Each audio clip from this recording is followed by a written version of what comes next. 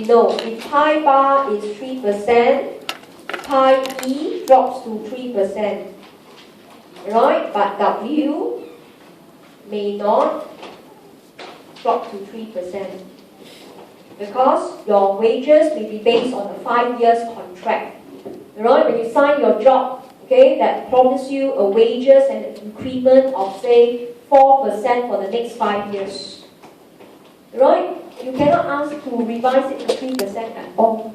So in this case, the presence of rigidity, you believe the government, you lower your expectation, but you couldn't change your work contract at all.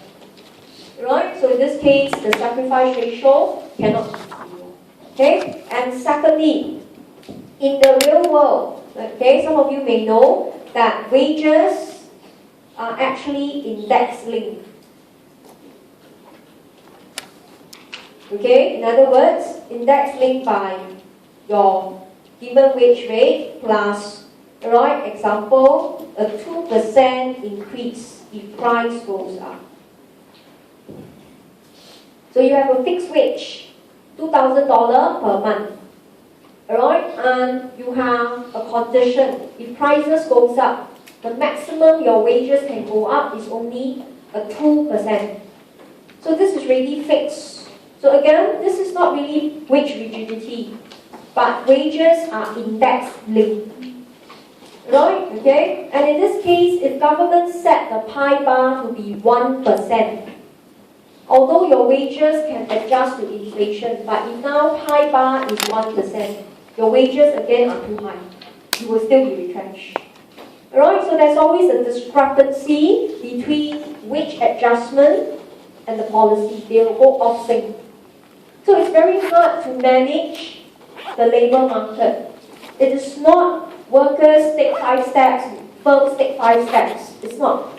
Alright, in the real world, there is a time dimension, there is a complexity in jobs and contracts.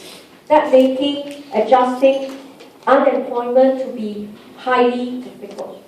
Okay, so I leave it to you to read through the evaluation, but you can see, if you can understand the key steps that I showed you, right, this flow diagram in page 53. At every point, if you can challenge it, your sacrifice ratio will not be 0. Okay, right? So the minimum you need to study, not for the prelims, but very much for the final exam, is the concept called sacrifice ratio. You cannot drop. Dropping it is a little bit too risky.